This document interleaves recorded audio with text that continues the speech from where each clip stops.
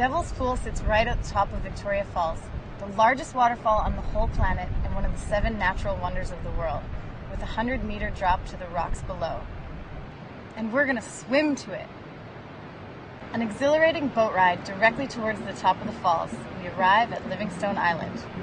A short walk with our guide Omega, and we stand in the exact spot where David Livingstone first viewed the falls in 1855 and exclaimed, "Scenes so lovely must have been gazed upon by angels in their flight." The width is 1,700 meters wide, flowing 3,000 cubic meters per second.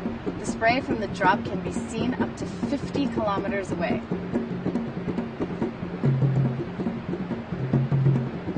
Our guides helped us over the rocks, taking care to show us where to step. And then we began to swim. It was so incredible to be swimming at the top of the waterfall. Not just any waterfall, Victoria Falls.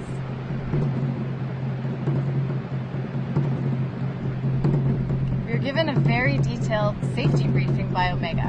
What to do, what not to do. Then he jumped into the falls.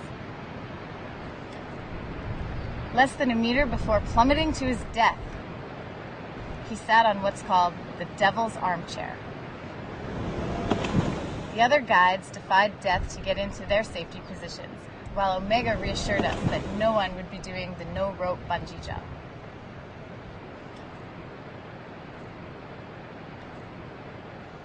Then it was our turn.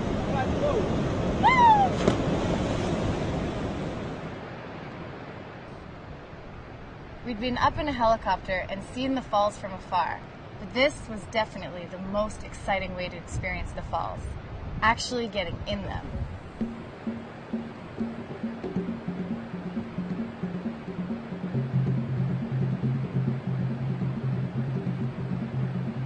Not many people can say they've seen Victoria Falls, and very few people can say they've truly experienced it like we did.